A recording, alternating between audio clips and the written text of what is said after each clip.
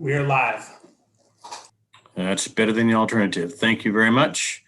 Okay, I'd like to call to order the City of Sumner City Council study session. The date is the 22nd of March and the time is 6:03. As a reminder, City Hall remains closed during Governor Inslee's Healthy Washington Roadmap to Recovery Order, consequence of the COVID-19 pandemic, and the public has been invited to attend the meeting virtually by using the Zoom meeting access information that is posted on our website and also on the council agenda. And with that, I would note that we have all council members present except for Council Member Newman, who should be joining us shortly, because that's what she indicated she would be doing. And we have Councilmember Botetto, who is absent, but gave us notice that she would not be at this meeting. So at this point, I would entertain a motion to excuse Councilmember Botetto from tonight's meeting. Deputy Mayor. I move we approve the absence of Councilmember Botetto at tonight's meeting. Can I get a second? Yes, I'd like to second that. Okay, it's been moved by Deputy Mayor Hayden and seconded by Councilmember Hochstetter to excuse Councilmember Botetto from tonight's meeting. All those in favor of the motion, please signify by saying aye. Aye. Any opposed, please say nay. Councilmember Botetto is excused. And I might note for the record that Councilmember Newman has joined us. With that, we will go on to regular business. And the first item in regular business is the Sumner, Bonnie Lake School District Family Center update. And we are joined. Jason, do I go to you or do I just tag team right directly to Marilee? What do you want? You know, I think everybody knows Marilee, and she does not need an introduction, but she's here to provide an update for the Family Center.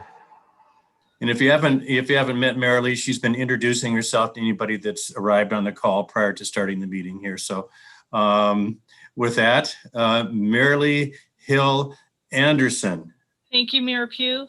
Thank you, Mr. Wilson, members of the council. It's delightful and staff to be with you this evening. And before I get started, I have to ask you if you could just put a little tick mark for every good-natured ribbing that the mayor gives me through this presentation, okay? I want to see if we can set a record tonight. Mayor Pugh, are you with me on this one? I'll try. Okay. Thank you so much. In all honesty, again, it's just a delight to be with you. The purpose of the presentation this evening is to give you an annual update. What is the Sumner Bonnie Lake Family Center doing? How are we spending your money? What are the outcomes from that expenditure? Because we want to be accountable to you. And we're excited about our work, even our work during a pandemic where we had to pivot quite a few times to make sure we could still do the work. So with that said, I've got a series of slides. I would like to keep tonight's presentation somewhat brief, and there are a lot of slides, so we'll be going through them quickly, but I promise you, I'll make sure that our mayor and Mr. Wilson have a copy of the slides so that you're able to review them at your leisure. And of course, at any time, if you have questions, let me know, either at the meeting or outside of this meeting. So without further ado, we're going to see if I can share my screen. Here we go. Okay, and I'm gonna go ahead and let's see if I can get this into presentation mode. Okay, here we go. I'm quite proud of myself. Congratulations. Thank you, thank you. Okay, does that count as a tick mark? We're gonna put that down there. All right. Thank you again. So we are stronger together. And if any of you remember our community summit from last year, we have a mayor that preaches this, stronger together, stronger together. We have done some pretty amazing things through our partnership, from Mayor Pugh out there trying to get shoes, trying to get cleaning items from homes and then Deputy Mayor Hayden, who was in a good-natured rivalry with me, right, on Facebook. We are always stronger together, and we have fun. We have fun serving our community. So the meeting and presentation goals this evening, we want to give you just some good information, data, what we do, especially for a few of you that might not be as familiar with the Family Center. We hope that you will leave inspired, that you will understand local needs when you see some of the numbers that I'd like to share with you, that you'll understand that we're not only here to serve and to meet needs, but we're here to draw others in terms of being a part of the community that works together to help and support each other. And that, you know, the last alliteration here, innovation, that the pandemic has shaped our work. And I would say that I think the pandemic has helped shape our work for the better. We're going to be better. We're going to be more efficient in the years to come because technology has been our friend, and getting out of the Family Center and into the community to do some pop-up kind of Family Center services has also been very helpful. And I'll explain as the presentation goes here, but information, inspiration, involvement, and innovation. And so how could I not start when I wanted you to be inspired by seeing these great people that are on the screen here? This year in August, we had 4 actual back to school events day after day. And we were just stunned. Our record had been serving 400 students in the past from the Family Center with back to school supplies. Within the 4 days that we had back to school events, we served 1,284 students with another over 400 students that received supplies coming to the Family Center after that fact. So I want to thank Carlene Hurd. Couldn't have done this without her. You'll recognize some faces in that upper right-hand corner. I think Councilmember Botetto was in the back. She was kind of trying to get out of the way, but Donna and Sheila Harris, and then our team. We really, really have missed our kids, and we are so thrilled that they're back. But those signs were out at every event welcoming our kids, our students back. So what does the Family Center do? I won't read every word on this slide, but we provide access to support, education, and resources to our families within the greater Sumner-Bonnie Lake area. Think 98390 and 98391. We try to help people navigate the complicated system of health and human service resources. We want to offer tangible support when we can, not only for what they need for school, but beyond. And we want to be that place where people not only come to get things, but they come to give things. And the 5 bullets below are the 5 pillars of the National Family Support Network of America. And they've been adopted by our health department. They've been adopted by us locally. When we take a look at a framework and a model of what families need to provide healthy environments for their children to thrive. And why are we in the family support business? This statement is directly from the MOU that we've had with you for over 25 years. For efficiency of offering services to our region, our Family Center is primarily funded by the district. We have an asterisk there. The health department, who's paying for a day a week of Ida's time through a grant program. The city of Sumner, you who have been so generous and really stand out among other cities in Pierce County. Really, for a small city, giving what you do to our Family Center, it's remarkable. The city of Bonnie Lake, and you'll see many, many other community organizations are also involved. And why are we in the Family Center business, Family Support Center business? I believe this at the core of my being. All children and families thrive in safe, stable, nurturing relationships and environments. I don't know about any of you, but my child, when he was born, did not come with an instruction manual. Parenting can be really hard work. Parenting during a pandemic is hard work. In fact, holding your family together when you've lost your job, or even just when your adolescent is acting up. I mean, everybody who comes in, everybody who calls has a different story, but we try to help them have the strongest family that they can through a variety of strategies, but we use those 5 protective factors that I mentioned to you. And those factors or those pillars are the same pillars that you're going to find in any family support center in Pierce County. And with the health department too, this might seem a little scientific. I don't know if you can see my arrow here, but we really make sure that our staff who come and work in the Family Center have studied adverse childhood effects, that we know how people might behave or respond when they've been impacted by trauma. We want to use evidence-based practices in terms of the programs that we promote. Place-based strategies. We're in Sumner. People don't have to drive to Tacoma to receive help from our center. And that last one, economic mobility pathways and motivational interviewing. Again, best practices, but it's not only about giving, it's helping people get back on their feet, being able to support themselves. And my colleague, Ida, who I know is in the audience tonight, she didn't want me to show this slide because I show it over and over again. But if I could just use the railroad track analogy, that we have these rails, which are our best practices and models that we use to really guide the direction of the programs that we offer. But each of these ties are partners that we have in the community. The rails couldn't, the big agencies, the city, the district, the health department, we couldn't have a family center on our own. It's the community that makes the center. But we want to make sure that we're steering in a direction that we know gets people to proven outcomes.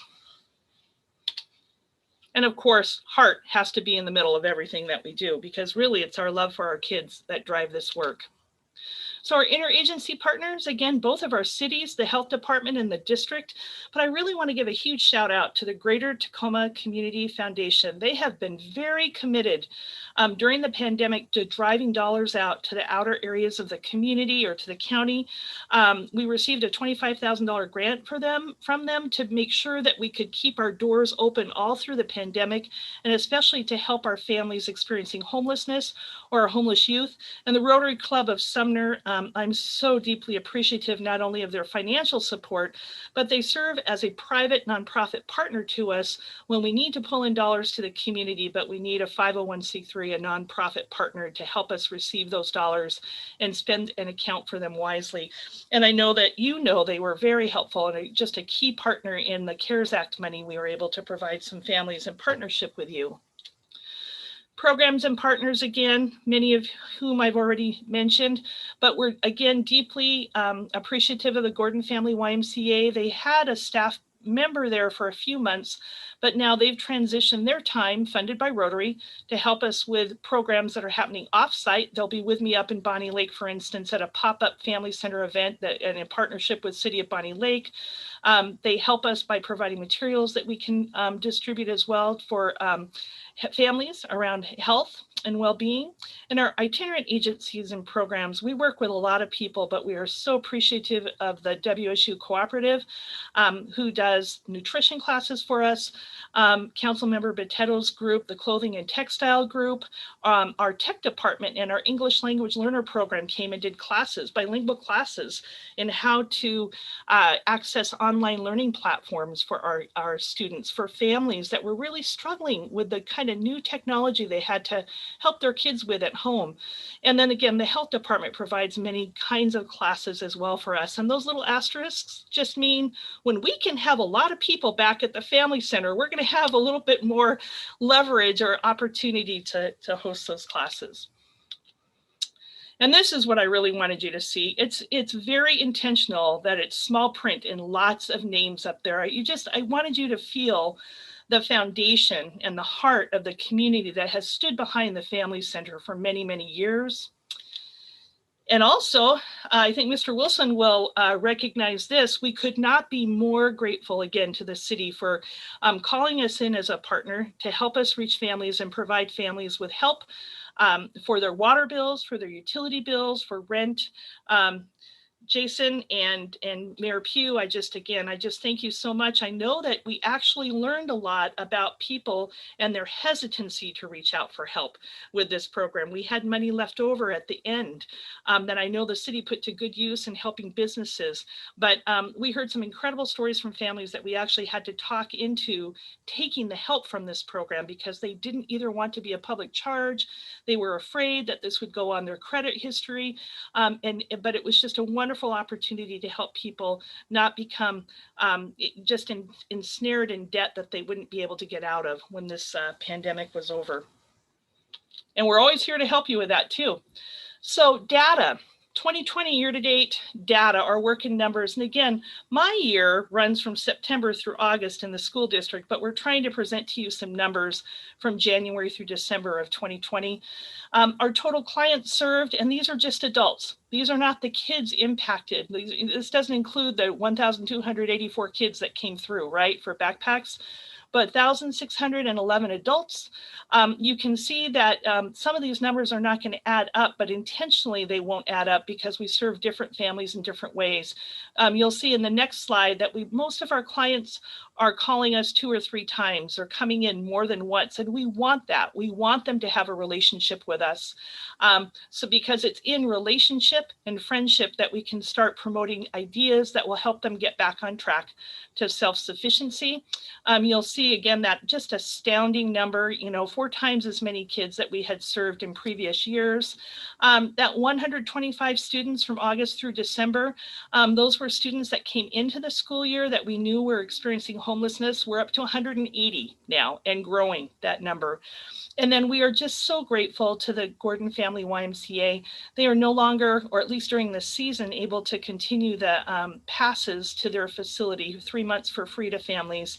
But they were able to assist our local families by distributing 52 3-month vouchers. And that really if you can imagine living in a motel room with your 3 kids for a year, think about what a gift it is to be able to go to the Y and let your little ones run off some steam or take classes there. And then just some additional information. Our walk-in client number is it's much smaller than it has been in years past, primarily because of the pandemic. I'd say probably half, maybe 40% of what it has been, but we received a number of calls and we really focused on getting out and supporting families where they were at because we knew that they didn't want to come into a room and share the air, right? We kept our doors open every single day, but we really realized we needed to get out. And for instance, we passed out a number of supplies at lunch sites from around the district, thousands of flyers to help people get the resources that they needed. So our numbers are reduced, but you can see that people relied on us and called us more than once for help.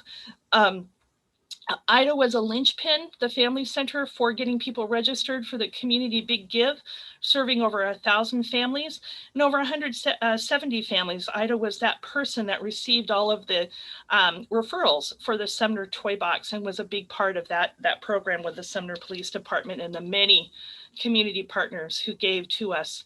And I get this question every year, so I wanted you to see City of Sumner, people who live within city limits continue to benefit the most from our Family Center. Although the City of Bonnie Lake residents, that number is going up a bit. And when we take a look at other locales, I needed to look into that. And I was wondering, why are we serving a few people from all these outlying areas? Very honestly, we've had a number of families that have lost their apartments here in the city, and they've had to move outside the city to find affordable housing, yet their children still attend school here in the Sumner Bonnie Lake School District. So we are serving some families who live outside the city limits, but again, whose children under law maintain their enrollment in our schools. Client reported needs. Oh gosh, I'm going to have to move all of you over just a little bit. I hope that you can see this screen. Even though we had fewer walk-in clients and somewhat of a reduction in calls, we didn't necessarily see the amount of need go down, obviously, from 2019 to 2020. I think the thing, we've had some big jumps in numbers, and some of that happened because we were just simply out at lunch sites talking to people and distributing items. But if I could show you anything that just makes me kind of stop, is the legal advocacy and domestic violence number. We had a very low number in 2019, right? Or January through December. 9 clients came to us looking for help.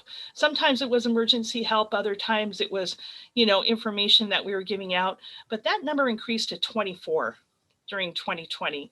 And that's telling us something. I don't know whether or not your police data is sharing that with you or to you, but I'm really concerned about what I see. And I can tell you, as a person who dealt with 3 families in the last year, I usually am not the first line of defense, but I help when calls are coming in and the family center needs backup. I worked with 3 families, women who were trying desperately to provide shelter or to get into a domestic violence shelter within Pierce County, and had to go outside our county because our shelters were full, and they are full for weeks. I talk a lot about affordable housing and our need for housing in the community. I'm really worried about domestic violence, and I'm thinking through what we can do as a family center to address that. But I wanted you to just see those numbers. And then again, you can see the kind of outreach we've been doing. The health department asks us to make sure we're screening everybody to see if they are eligible for supplemental nutrition assistance program benefits. It's a great way to help bring resources into the city, into our grocery stores, and help families deal with food insecurity. And of course, we couldn't get by without more pictures. My son might pop up in just a few of these pictures. He'd be very embarrassed, but there is the wonderful Ida Cortez, who always has a smile on her face.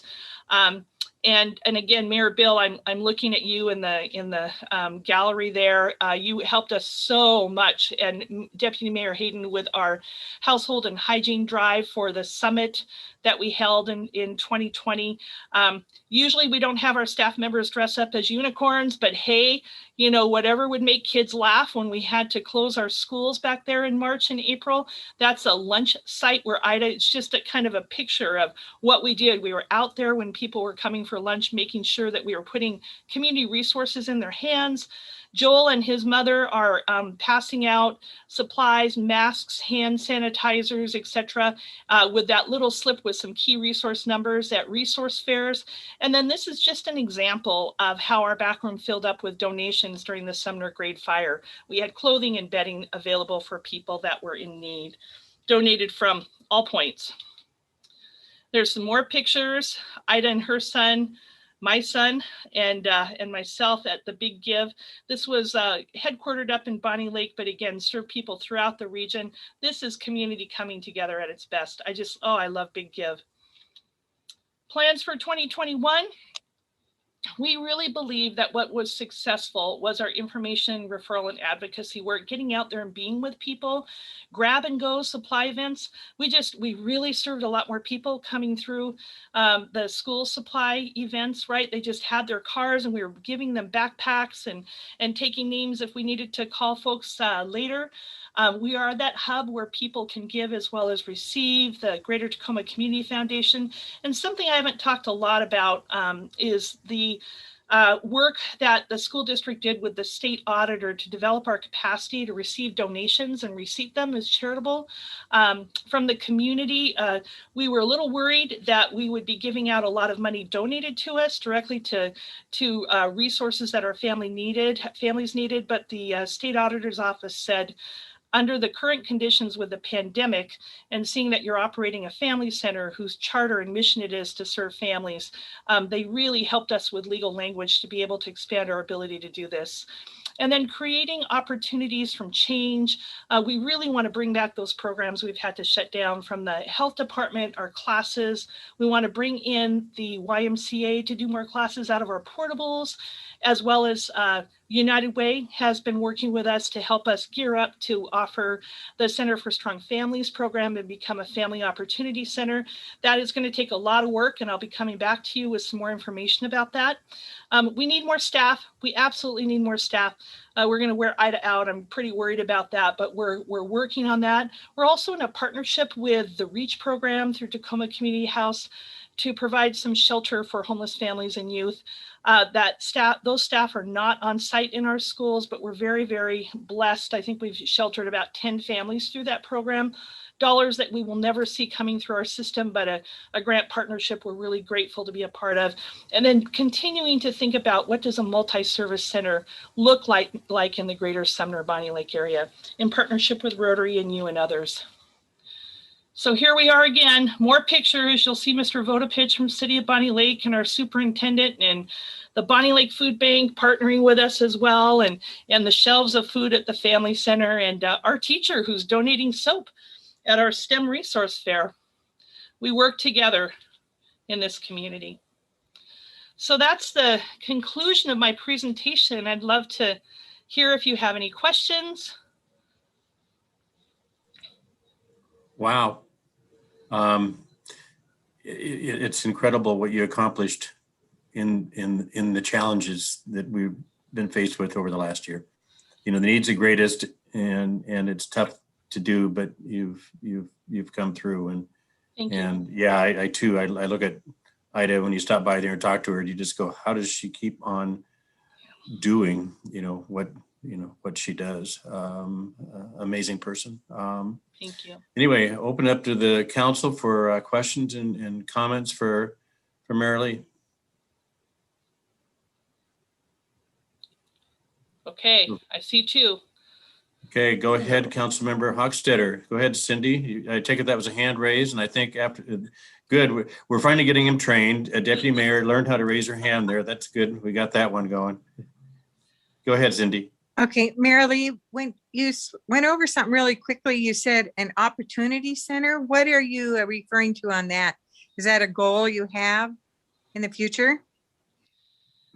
Councilmember Hochstetter, that's a great question, and probably deserving of a little more time than I can give it right now. But United Way of Pierce County has joined with other United Ways in the nation to, throughout Pierce County, develop a program called the Center for Strong Families Model. And it's basically helping families address financial issues, to be able to build their resumes and get into better employment opportunities, and to work on credit issues, making sure that loan rates are lower. You know, some of the programs have gotten loans from, down from 21% down to 5% for families, but that takes about a year's worth of preparation and working with United Way to establish a family opportunity center, which would be one of the sites of the Center for Strong Families. I know Mayor Pugh is really familiar with that program, but Sumner is on their radar screen.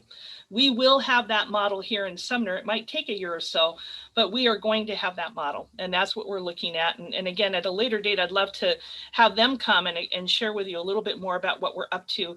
One of the things we see quite a bit in our area is that we see a number of families that are trying to live off of $14 to $16 an hour as the breadwinner's wage, and you just can't live on $14 to $16 an hour and live in our community. And oftentimes they're working through an employment agency for one of the businesses in the industrial area. And we're trying to help our families figure out how can you, and again, totally supportive of the jobs in this community, absolutely. But we have to help families, especially single, a lot of times single moms, sometimes single dads, get into higher wage earning jobs so that they can stay and live and thrive in our community. And that's part of what that opportunity center model is about.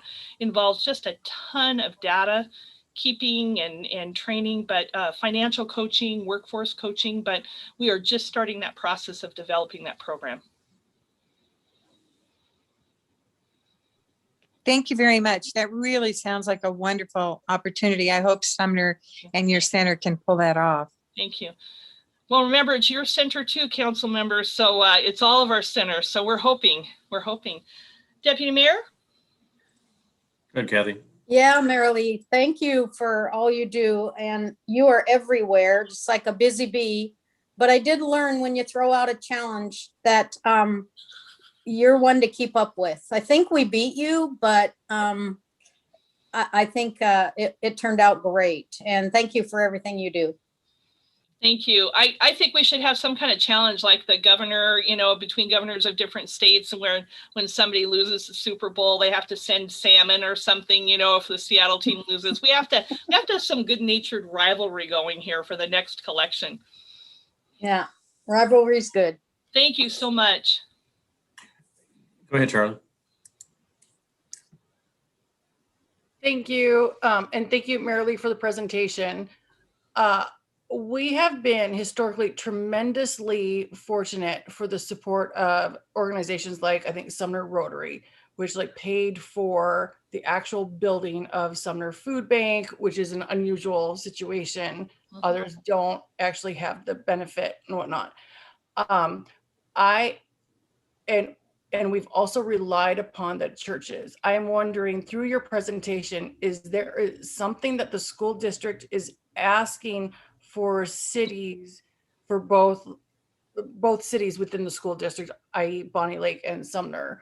Is there something that you're hoping for from us, or you like a way to provide guidance for how we can help with the services you're providing?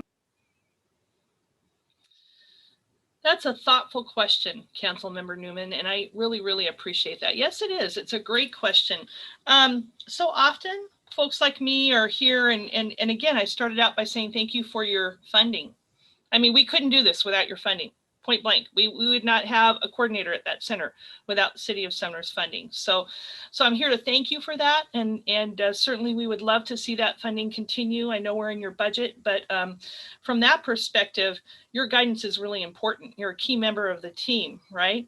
But I think that we could, and I've thought about this a lot, so I'm not just saying this without thought. I think that we could all partner together in thought partnership, looking at data from the city, data from the school district, taking a look at themes and trends about what we see in the community changing from year to year, economic data. How many people are struggling to pay utility bills? How many vacant storefronts do you have now? I mean, there's work that we could do to combine our data that might make us more effective in partnering for outside funding sources in the future. One example, you went from 9 to 24 calls for help with domestic violence. What does that mean in a city our size? What does that mean if we took a look at your police data? Do you see that same kind of increase in terms of calls?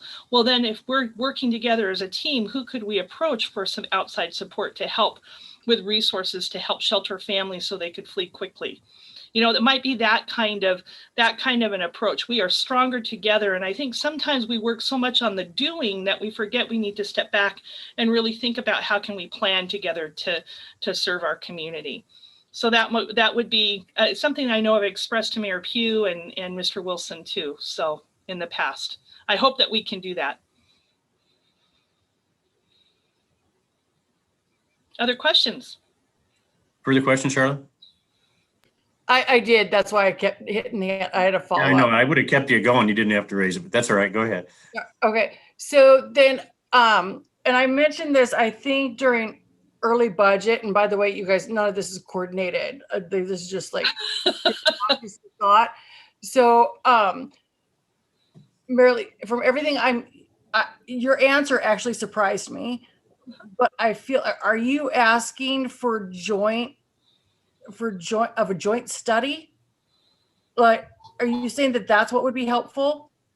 It is more demographic information for to know how to best provide services or where to provide them, or to get resources for them, to leverage it for resources? Or am I misinterpreting? I think that all of those things could be possible. I'm not sure I'm asking it's a direct or deliberate ask as much as remember that we're your partner. And one of the things actually that many of you might know or not know, Jason, Mr. Wilson, your city administrator, came and spent an hour and a half with the Assistant Superintendent Bill Gaines, myself, and Ida, and we went through some of these numbers and these slides, and we talked about this exact same thing, because we wanted to make sure that the city had a good look at the data of what we were seeing in terms of needs coming through the door.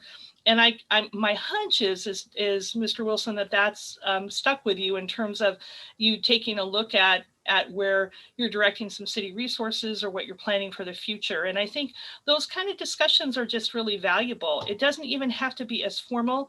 In fact, and I looked, especially Councilmember Hamilton, you probably don't know this, but we've been having this kind of discussion back and forth, the council and our office, for many years. We have been partners for many, many years, right? So it almost takes on an air of informality because we're such close partners. But Councilmember Newman, I think that we could even make that more formal, but that could be something we could discuss maybe offline. What would that look like in the future? Again, for those of you that don't know, the grant writing opportunities have been slim. We've been blessed with some donations, but I know to keep up the kind of level of funding and donations that have come into our center in the community to help families, when the money dries up, right, from federal appropriations, from the state, we're going to have to be smart about how we sustain some of the good things that we've been doing. So I think that working together and comparing needs, themes, and trends will be an important strategy. Thank you. Also, Jason is too humble to brag about the work that he does. So no, we didn't know. Okay. Thank you. Thank you, Charlotte. Go ahead, Josh. It's actually a good segue. It seems like an amazing organization, and I mean, kind of shame on me because I didn't know a lot about it, and so I'm wondering how we can better get the information out to everybody, and if someone wanted to donate personally to the organization, is there an easy way to do that, and do they get the same tax benefit as if they were to donate to a 501c3? Great question, Councilmember Hamilton. And I didn't pay him to ask that question. I promise all of you, right? A couple of things. I have been told, yes, that you can donate to a public nonprofit such as our Family Center and receive a receipt for your donation as something you can use on your taxes if you itemize for your taxes, because we're directly supporting our families with charitable work. The other way that we can do this too is, again, we often, I'm not going to obligate said nonprofit, but we do work with nonprofit partners too that will receipt donations and then help us by making payments to us. So does that answer your question? And then in terms of advertising, we'll take any kind of help through city publications, any kind of ads, any kind of stories. Please count us in. We'd love to provide you that content. Thank you. Mayor Pugh, and I've been answering questions now for 10 minutes. I didn't extend my presentation. Mr. Wilson, this was answering your council members' questions. She always tells me 10 minutes, Marilee, 10 minutes, which never is 10 minutes. You almost sound defensive there, Marilee. Geez. I'm going to ask if there's any other questions or comments from council members. And seeing none, to me, the answer, it's a complex situation. I mean, if you start looking at all the entities that are involved in terms of providing services and trying to bring them together in a cohesive manner to maximize, to make it most efficient and to bring resources in. I mean, that's tough. Marilee's been hounding on me for years in terms of trying to bring resources into East Pierce County from the Tacoma area. And it's a tough one because everybody is resource poor.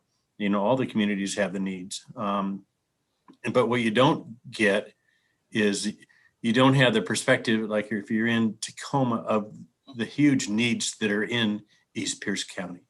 And so I think it's up to all of us to be advocates, number one. And number two is to try to bring in the resources where we can, whether it's the United Way or the Center for Strong Families or Greater Tacoma Community Foundation, whatever, is up to all of us, to do that and to try to follow through with what we did before. Started out with Rotary, the next big project, many years ago now, but that is, how do we come up with a model out there that is stronger and is better and maximizes all of our resources and ends up with the greatest output possible. So anyway, I think the conversation just needs to continue. Mayor Pugh, thank you. And again, the most important thing I can say to all of you, slides and numbers aside, is thank you. Thank you, thank you, thank you. And thank you for all the help that you've provided kids and families. Need it now more than ever. Thank you again. Yeah, thank you very much, Marilee. We didn't count.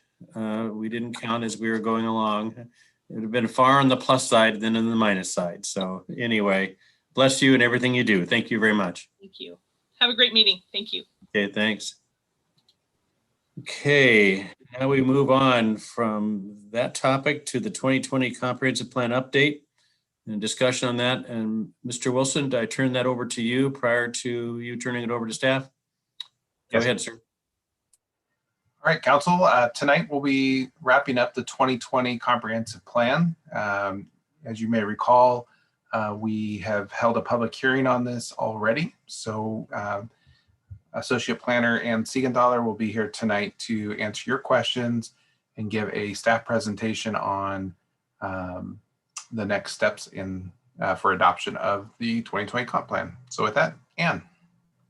And before Ann commences, I would make a request of the council members, because as she goes through this, questions may arise in your minds that you may want to ask. If you could please hold those questions to the end, it would be appreciated, because she may answer some of those questions that you may have initially in the rest of her presentation. So get through to the end, then you can have a discussion and ask questions. Go ahead, Ann. Thank you. Great. And I will try to keep my presentation short because I know council members do have questions. So I'll try to get to those very soon. I wonder if someone can allow me to share my screen. Do I have permission to do that? Yeah, and you're good. All right. Thank you. Are you all able to see the 2020 comprehensive plan and 20? Okay, sounds good. I wanted to give a quick overview of where we are, a quick recap. So we've had a number of study sessions and also 2 public hearings. And we're now at the second study with the City Council. And we're looking from this study session to move into April or May for a council decision. And as a recap, again, the 2020 update includes a number of proposals. I know we've talked a lot about the East Sumner Neighborhood Plan, but the 2020 update includes a number of individual property map changes, some policy and code changes, housekeeping cleanup, the East Sumner Planned Action Ordinance, the environmental impact statement, and so on. So those are all part of the package and part of what you'll be making a decision on. Also, I want to mention that the 2020 update has included a number of public notices and extensive public outreach throughout the process. And during this process, we received comments from 10 different property owners. And 4 of those were specifically regarding the East Sumner Neighborhood Plan and also the proposed resource protection zone in East Sumner. So we can talk about that in a little more detail in just a moment. But I did want to mention that the packet for the council tonight includes all of the comments that we received as of the last public hearing, and it includes the staff responses to the comments as well. And those were emailed to council members and also to all of the people who commented. So hopefully that has answered a lot of people's questions. So since most of the concerns we've heard are centered around the East Sumner Neighborhood Plan, I'd like to focus on that. And certainly I can take questions about other aspects of the 2020 update. But a quick summary, the East Sumner Neighborhood Plan, yes, it does include some rezones, but it also includes removing the 62nd Street extension, which would have gone through the central wetlands about here. It includes rezoning one area of general commercial to high density residential up along 60th Street. Includes rezoning an area from low density residential to medium density. And then of course, the proposed rezoning of the general commercial areas here to resource protection zone. And there are also a number of policy updates and regulation updates throughout our code that would implement the East Sumner Neighborhood Plan. But again, the focus of the concerns that we heard was the proposed resource protection zone.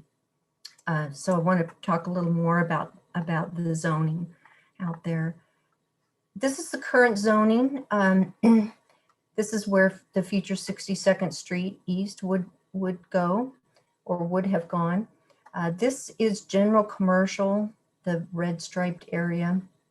For reference, this is neighborhood commercial, the horizontal red stripe. This is high density residential, the brown, and low density residential is the bright yellow. And so for comparison, this is the proposed East Sumner zoning, and this is what the staff proposal has been, what the Planning Commission made recommendations on. So we have a proposed zone of high density residential up along 60th.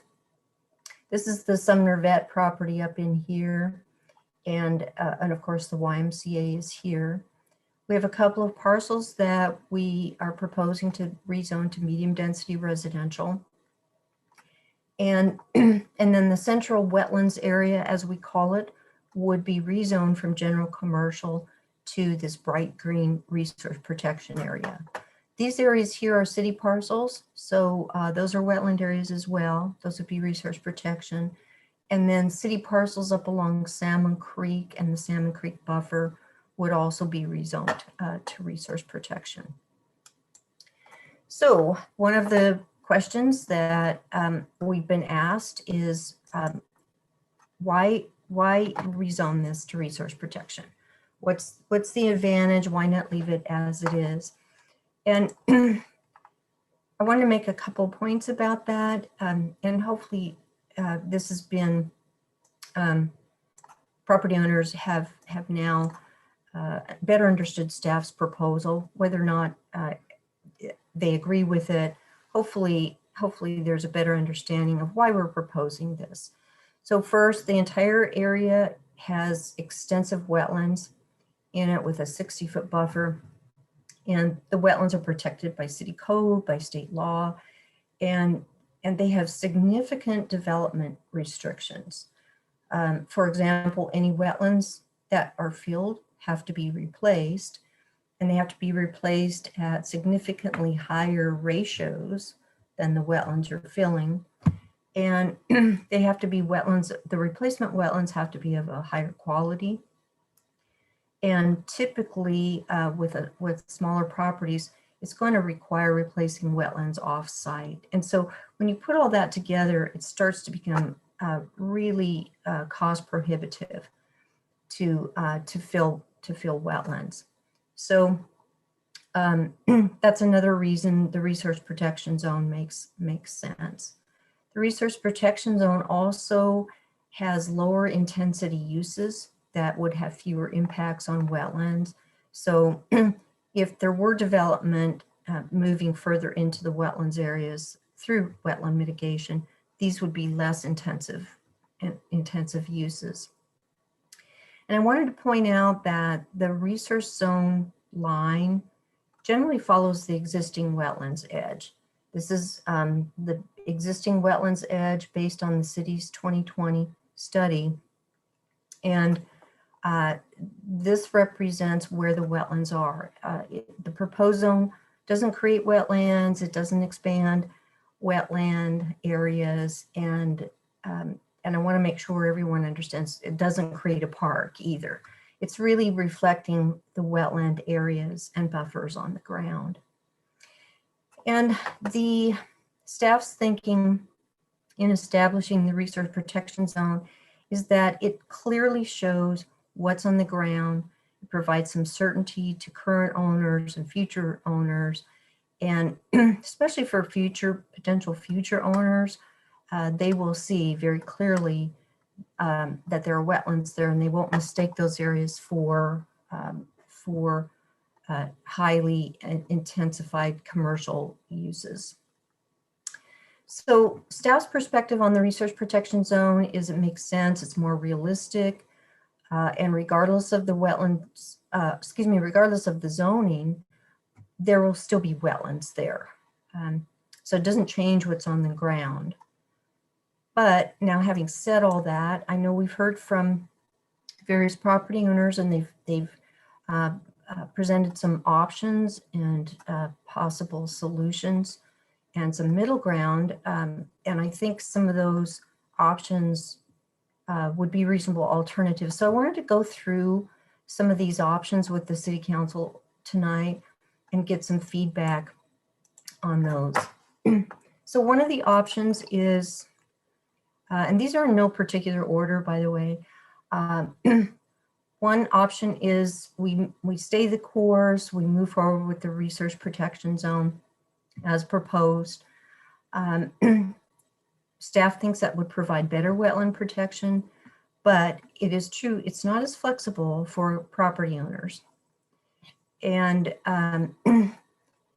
and it would continue, it would keep us on the path on our timeline for getting our 2020 comprehensive plan updated on time.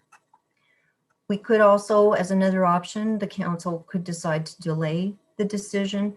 In other words, not rezone the central wetland areas yet, but delay that and allow property owners to go out and get their own wetlands study. Staff doesn't recommend that. Delaying the decision really has serious implications for our timeline. And one of those big issues is that the state expects the city of Sumner to finish our 2020 comprehensive plan without further delay. And we're now into first quarter 2021, maybe the second quarter by the time it gets adopted. And the delay wouldn't really, I don't think would really benefit property owners. But another way of approaching this would be, and this comes out of suggestions from property owners, is to move forward with the resource protection zone, but add an allowance for adjusting that line when new information on wetlands becomes available. And we actually have existing code language that could be updated to allow us to do this in a fairly streamlined manner for property owners. We could add some criteria for approval of an adjusted zoning line and make sure that it's based on a valid wetland study at the time of development. And in the current process, and we would want to propose this continue, the hearing examiner actually makes the decision. And what's good about that, in my view, is that it puts the decision authority with a third party, and perhaps a more objective third party. It gives property owners and staff the ability to present their case to the hearing examiner and for the hearing examiner to make that decision.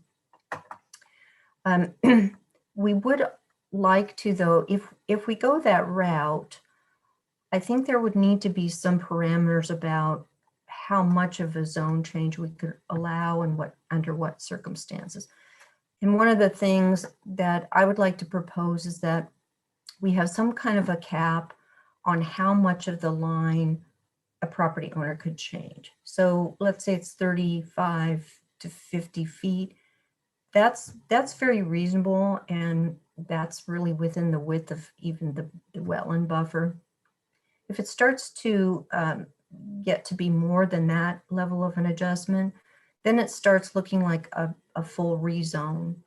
And you know, if you take that out to the furthest extent, a property owner might come in and say, I have a new wetland study and I want my entire property removed from the resource protection zone. And if that's the case, then we really need to go through the true rezone process, the public process, which involves the city council weighing in on that. Another criterion we'd like to add is that we want to make sure that if property owners go out and get a wetland study on their own and want to come back in and move that resource zone line, the resource zone line can't be based on illegal filling of wetlands. We already have some problems we've noticed out there. And so we want to make sure that the wetland studies are based on what is truly wetlands at the time of development, at the time of permitted development, I will say. Now, another option that is also viable It adds some delay to our process, but the council could decide to just remove the resource protection zone altogether and just keep that whole central wetlands area as general commercial as it is now. That's still a reasonable option. Again, it could add some delays, and it doesn't change the fact that there are still wetlands on the ground. They're still going to prevent significant development constraints for any property owner out there. But that's still an option for the council. So in terms of the next steps, what I'd like to hear from the council tonight is for you to provide staff some direction on any of the zoning changes, the resource protection zone, or if there are other changes outside of Sumner that you would like staff to make. If you could provide us some direction on that tonight, then staff can go back and build that direction into updated ordinances, because we'd like to come back and see if we can get a council decision in maybe late April or early May. And that's really all I have. I'm happy to take questions, and we can talk about options in more detail if you would like. Okay, starting out, go ahead, Charlotte. So I struggle obviously with probably the same way that others do, the protection of the natural resource, protection area. And my immediate analogy is I kind of liken it to what would have happened if the city of Sumner had been better informed about the land use options with the golf course. And there were restrictions, I think initially when we put it up for sale, there were restrictions, natural habitat restrictions that we were not initially aware of. And so I initially viewed this as potentially helpful in providing a cautionary note to future investors about the limitations about what could happen there. However, I struggle, and I don't know if that's the city's intention in this case. I struggle though with, I'm not sure that I would expect, however, private property owners to take our word for it. And that's what I struggle with right now. I feel like this is, unless someone can correct me otherwise, I feel like this is an attempt for us to forewarn future investors about the potential uses of the property or the limitations of it. But I struggle with us asking private property owners, especially those who already, like if private property owners are asking us to not predetermine that for them, and they would rather roll the dice and have research go, unless we have another objective in recategorizing this, in this case, I actually struggle with the change. Okay, thanks, Charlotte. Any move to Kathy and then Patrick. Go ahead, Kathy. Yeah, I kind of like the move forward with the middle one. It's kind of a middle of the road. It brings in a third party. It's a little site specific. I think it gives the most options for the property owner. So I kind of like that one. That's what I have. Thanks, Kathy. Go ahead, Patrick. Yeah, thank you. And I do like the flexibility, and I really appreciate staff taking that into account for this discussion. But I have some of the same struggles that Councilmember Newman does with the predetermination on those specific properties that have some questionable items. I do like the flexibility if new information, for example, a new study comes to light that changes that boundary, that there is a reasonable, if not easy process to update that based on valid information. But I also see a benefit in leaving it alone for now, unless that creates additional issues for the city with the land, because I know a large section of that is no doubt wetland. And does it create problems for the city with planning around those items by leaving it alone? So option 2 and 3 for me are definitely the direction I'm heading, but I'm leaning towards 3 being the preference, with 2 ultimately wanting to protect the wetlands, but at the same time with the minimal reasonable impact to the property owners. Patrick, I have a hard time when we're saying numbers 2 and 3, because I don't know what the heck 2s and 3s I'm going by we're bullet. talking about. So Or I should say 3 and 4. I take that back. The bullet items. So moving forward with RES or remove RES zone. I'm leaning towards the later for the removing the RES zone for now. But if it is necessary to move forward with it, I at least want that, or I would at least prefer that flexibility that the homeowners could request those lines to be changed based on studies. okay, other council members. Go ahead, Cindy. So I think I have a question for Anne. I have to admit, I'm still somewhat confused on this situation, but you mentioned less intense uses. Could you tell me what those would be as compared to intense uses of the wetland area? Sure. The resource protection zone is our most minimal zone in terms of allowed uses.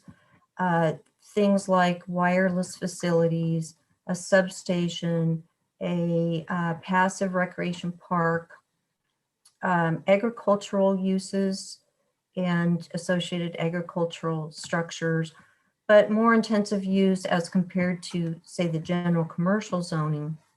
Those would be much more intensive uses, such as commercial restaurants, apartments, mixed-use development, a footprint, a building footprint, for example, that goes almost property line to property line, much more intensive in terms of impervious surface, building height, building shadows, and so forth. So high intensity uses are not always compatible, just adjacent to wetlands for that reason. Does that get at your question? Yeah, I think I have more questions though, Anne, and that is, so the property owner, as it is now, they can put less intense options on their own property? They can, and some do. Some of those properties actually do. For example, most of those properties out there have single family homes on them that have been there for decades, and those are allowed to continue as they would be non-conforming uses in a general commercial zone. But if somebody wanted to come in and build a barn and a hog farm, it wouldn't be allowed in the general commercial zone.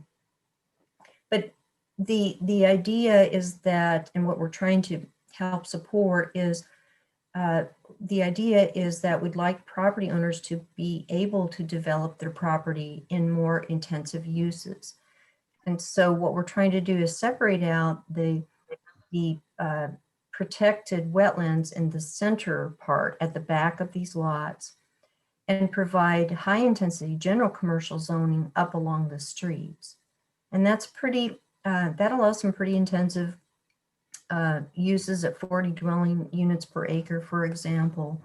So by what we would be doing is we'd be split zoning these properties and allowing them, if you will, to cluster the intensive development up by the street and protect the wetlands that exist there behind in the back of their parcels. Okay, that makes a lot of sense to me, Anne. So to remove the zone,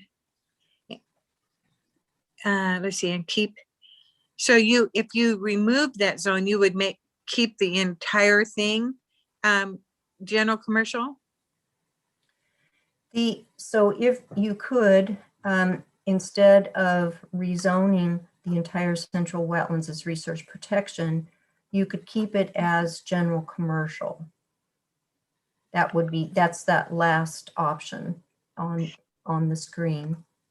But then they would then have to have a study to tell them what they could use it for and how they would have to mitigate, because we know there's wetlands there. They are going to have to do some mitigation. Is that where we're going with this then? It'd be totally up to the property owner or to whoever was to buy it to handle all those situations themselves. Yes, that's right. Currently, whatever the zone might be, if someone wants to develop their property, they would have to come in and provide their own wetland study. And that would be based on a development plan. So they would show where new development is going and where the wetlands are. And then if there was any mitigation that they wanted to propose, that would all have to be packaged in a development permit and a wetlands study and report that then goes to the state and other agencies for review and approval. So there are already extensive studies and permitting processes that a property owner would have to go through in order to develop any of these parcels that we're referring to. So the wetland, the difficulty in developing wetlands would be the same, regardless of the zoning. But what staff is trying to do is call out, draw that line on the ground where the wetlands end based on our best available science that we have right now, and call that resource protection and acknowledge that those are virtually undevelopable wetlands, and acknowledge that where we want development is up at the street. And so the resource protection zone, really the main purpose of that is to protect the wetlands. That's the main purpose of that. It adds another layer of protection for the wetlands. And in my view, it's a disservice to zone something general commercial for high intensity, for 40 dwelling units per acre, when it's not developable as that. So the resource protection zone, I think, provides more certainty for property owners, future property owners, provides more protection. The state agencies who review that, support the resource protection zone because it does provide better protection. But in any case, we would have property owners needing to obtain their own wetlands study. It helps, Cindy. Yes, and thank you for your careful explanations. It does help me to understand it better. Okay, Patrick raised his hand. Any other council members that would like to make a statement or ask a question prior to going back to Patrick? Go ahead, Kurt. Yeah, and I like number 3, moving forward with the zone, but maybe having the ability to adjust the line. So I would favor number 3.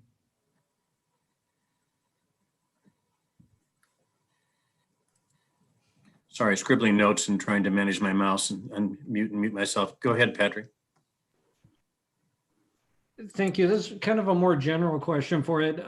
Is there a significant difference in the cost and timeline between if we moved forward with the zone and it needed an adjustment, let's say 50 feet, versus needing a rezoning? How big a cost and time difference is there between the two, between allowing for an adjustment versus requiring a rezone? Yes, that's a good question, because that's exactly what staff was trying to set up as an alternative process, so that an owner wouldn't have to go through the full-blown rezone process. The rezone process requires a public hearing, extensive public notice. It goes first through a public hearing, and then it needs to be approved by the city council. It can take months, maybe even a year, depending on the complexity. The process that we're recommending is more of an administrative process. It is between the adjustment comes in as an application, a type 3 application, we call it, which is one of the lower level permits in the hierarchy. So it's less complex, requires less information and time in the permitting process. There's not a public hearing, but the applicant, property owner, has the opportunity then to take their wetlands information to the hearings official and to have a discussion with staff. Maybe staff would present their perspective. And I believe that process right now is maybe a couple $100 versus, I believe a rezone is about $3,000. So we're trying to provide a very accessible way for property owner to make that adjustment. Now, I will also say that staff doesn't believe that we're going to need to have really major adjustments because we're very confident in our wetlands study. We have a very experienced, well-established wetlands consultant who established this boundary. So it is, in my view, it's extremely unlikely that we would have another wetlands biologist, even qualified biologist, come in with a wetland line that is much different than what the city now has. So I think we would not need to have a property owner go through a rezone. I think we could probably work through this with just the simple administrative process and smaller adjustments if needed. Okay, Thank that you. helped. That was a great description. And like I mentioned before, my concern is having that flexibility should new information be introduced to make those adjustments. And now, have any of the properties that have been concerned, you had mentioned 30 to 50 feet as kind of a ballpark number. Were there concerns within that parameter, or did they have a larger concern? That's a specific detail that we haven't discussed with property owners, but that's the buffer. To give you a comparison, the wetland buffer is a 60-foot buffer. So the level of adjustment we're talking about is probably half the width of the buffer to the buffer, to the 60-foot buffer width. And if you look on the map, I'm going to point out here, the green resource protection zone line, actually you can see it kind of runs in and out just along the edge of the buffer. So we already have a little bit of flexibility at play in this line that we're establishing. So with a 60-foot buffer, that's the resource protection line, and there's already some room in there for an owner to come in with a development permit and a wetland study and work within this area. What we tried to do is follow not only the wetlands edge, but the line of existing development, and the buffer will sometimes overlap that. So in my opinion, it's unlikely we would probably ever need an adjustment that's more than 50 feet. Thank you very much. That's very helpful. Okay, Josh. Yeah, if the property owners are okay with moving forward with the RES zone, but adding the allowances for adjusting the line, then if they're okay with it, I am too. I guess my question is, if they're going into the buffer, are they having to still mitigate that? Yes. Yeah, that's part of the protected area. they would have to mitigate that. And through the hearing examiner, by having a third party, if it looked as though, and I think this would be a very unlikely scenario, but if it looked as though the adjustment based on new information had to go further than what we anticipate in this adjustment provision, we have the ability with the hearing examiner to say, this is a really significant change. It really should go out for public notice and have other property owners and the agencies weigh in. I'm not sure if that answered your question. Okay, are there council members, any further comments, question? I'll weigh in here. I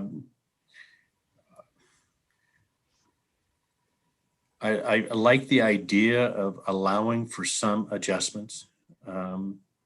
The only thing that caused me pause was this thought that there would be a cap on how much change there could be through this adjustment process, as opposed to then being required to go into a rezone. And I realized that the likelihood of that happening, Anne, is small. A wetland study by a competent person is a wetland study. Somebody else could come in and make some adjustments, and the likelihood of the adjustment being large is probably small. But what sort of gets me is that we're taking property that is commercially zoned, and then now, based upon our study, we're saying it is now going to be zoned as resource protection.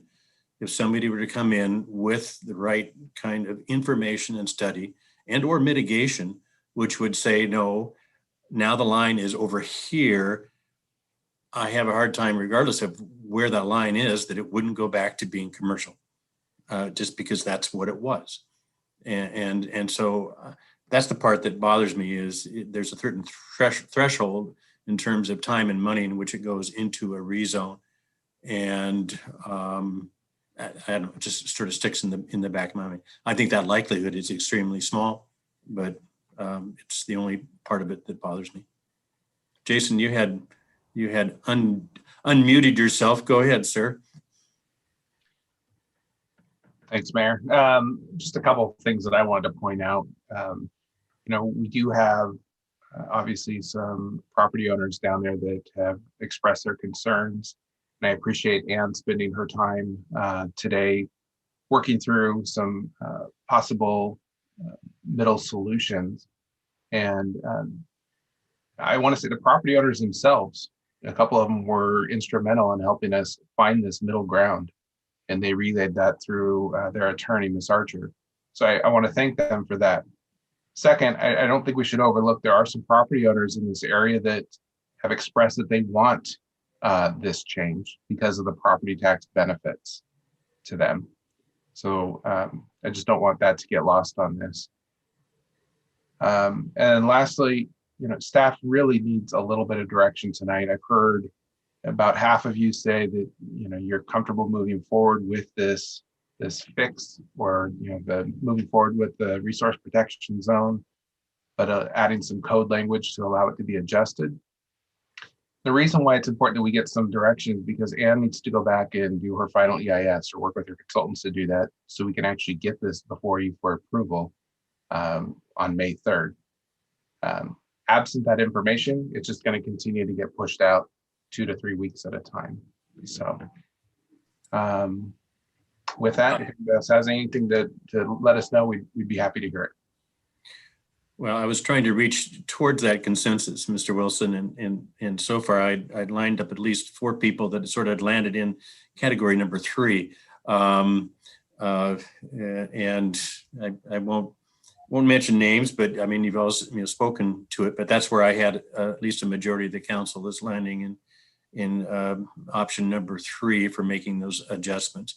Mr. Reed, go ahead. Patrick. Thank you. Mr. Wilson, is it fair to say that the option 3, based on the conversations that I've had with property owners on both sides, ones that want it and ones that want some flexibility, that it seems to be the one that meets everybody's needs the most. Is that what I was hearing? Yeah, I can say that there's been no formal conversations with property owners, but it seems to me that option 3, as we described it here, would be the best thing because it puts in the resource protection zone for those property owners that want it, and give those that are questioning or unsure about it an avenue at a reasonable cost to adjust it if necessary. And that was actually this proposal, like I mentioned, came from a couple of the property owners out there. Okay, and that leads me even more toward the option 3 then, Mr. Mayor, as far as my thought process.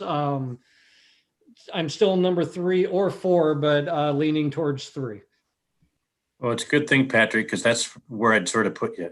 So thank you for confirming that. I was trying to read your mind, and I'd sort of landed you in that category. You wanted specific direction, so that's where my thought would go. I appreciate that, Patrick. But there's definitely a preference there.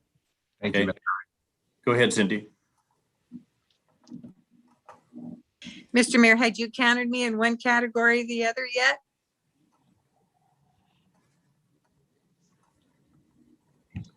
I had you in 2 of them, Cindy. So which one? Just to clarify things, where would you land? I'm going to go in what we're calling number 3. So that is the one with the allowance adjustment with it. I like the idea that the attorneys representing some of those people have worked something out to help make their clients feel more comfortable. And so I would like to go with that one. Okay. Okay. Anne, I think you have your direction, and number 3, which allows you to go through and move forward in your process with those modifications. Thank you, Mayor Pugh. I appreciate council members giving us feedback on that. And so what we will do is we'll prepare some language for you based on what we've discussed. And we'll bring that back to you in an ordinance form, along with, and of course we have other code changes that we'll have in these ordinances, but I'll point that out to you so you can see how staff responded to that. So I appreciate your willingness to work through those options with us. I think we have a really good plan for moving forward that I think is going to help property owners out there and keep our process moving forward with minimal delays. So thank you very much. And thank you, and thank you for all your hard work and other staff on this one. Extremely complex, and you provided a lot more clarity than I could have ever in terms of the issues that the council had to face, and in a good way for going through and figuring out which one they wanted to follow. So thank you. Good job. And Jason, thank you too for your comments. Okay. With that, we will move on to item number 3, COVID-19 emergency declaration, confirmation of rules and regulations. Mr. Wilson. Thank you, Mayor and Council. Coming up on the April 5th agenda, we have an item before you to approve the COVID-19 emergency declaration rules and regulations. As you may recall, the mayor has the authority to develop rules and regulations to address any sort of declared emergency. And we declared the pandemic an emergency back in March of last year. Since then, we've amended the rules several times, most recently in December of last year. On March 8th of this year, the mayor amended the rules again to address a few things. And those are updating the policy to clarify travel restrictions and self-quarantine for international travel. It also removed the references to the Families First Coronavirus Recovery Act. This is the paid sick leave portion that went away at the end of 2020. It also added 2 new sections, one that waives late fees and penalties for property leases, gambling, and parking taxes. We do have some of our lessees as well as businesses in town that are a little bit late on some of their tax and lease fees. So this would just waive those penalties. And then lastly, it adopts a vaccination incentive program for our employees, which provides them 1 floating holiday if they provide proof of vaccination. This is to address any possible side effects from the vaccine, as well as to incentivize more of our workforce to become vaccinated. It's similar or the same to other municipalities within the region. So with that, any questions? Thank you, Jason. Questions, comments, council? Mr. Wilson? Questions or comments? Wow. Okay, Mr. Wilson, nice work. No questions, no comments. So you will see this on your agenda at the first meeting in April. Okay. Well, that was an easy one. Now let's move on to the next one, Mr. Wilson. The American Rescue Plan. Sounds simple. Go ahead, Jason. I wish it was as simple as it sounds, Mayor. Earlier this month, I'm sure you no doubtly heard that Congress passed the $1.9 trillion American Rescue Plan. Under the plan, U.S. cities and towns will receive $65.1 billion in direct and flexible funds. The funding is anticipated to arrive within the next 60 days and will be distributed in 2 installments. Half of it will be received in 2021 and the second half in 2022. Sumner is anticipated to receive $2,270,241. Cities can use the rescue plan funding for 5 main reasons. Number 1, responding to the COVID-19 pandemic. 2, covering costs incurred from the public health emergency. 3, replacing lost, delayed, or decreased revenues due to COVID-19. 4, addressing the negative economic impacts on local businesses and nonprofits. And 5, making necessary investments in water, sewer, and broadband infrastructure. These categories are slightly different than the previously awarded CARES Act funding, primarily because they can be used to replace lost or decreased revenue. And it also goes in conjunction with a lot of other federal dollars that are flooding the market to assist businesses and property owners for housing needs. Obviously, this is a lot of money, and staff has some ideas, and I know council has some ideas, and the community has some ideas, and there's a lot of at stake here, and there's no rush that we go out and allocate these funds.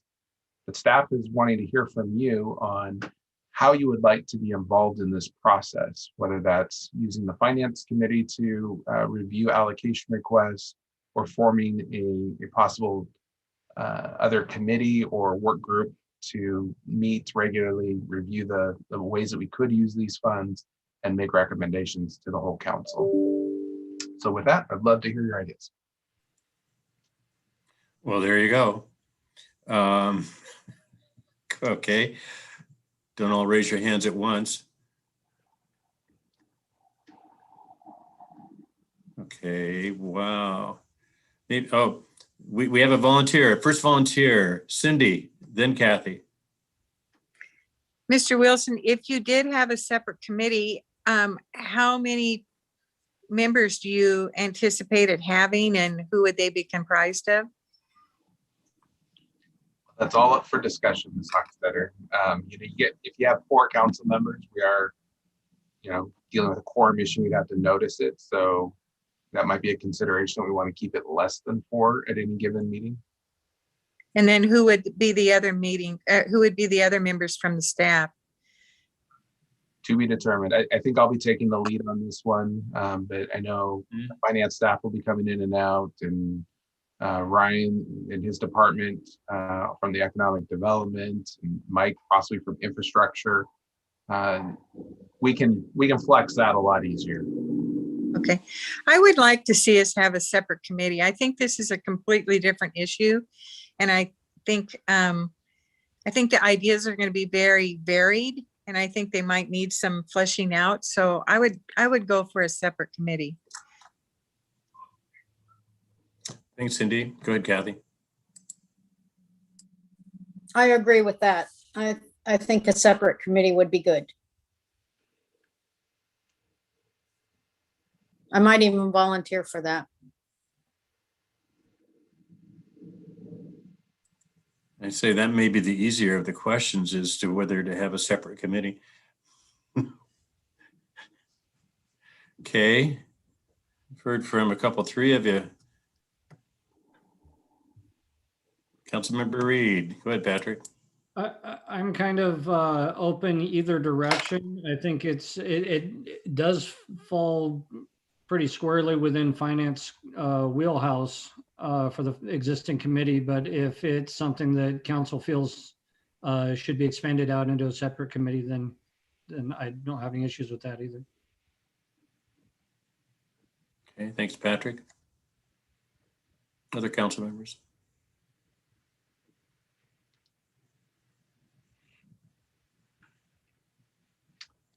Go ahead, Josh.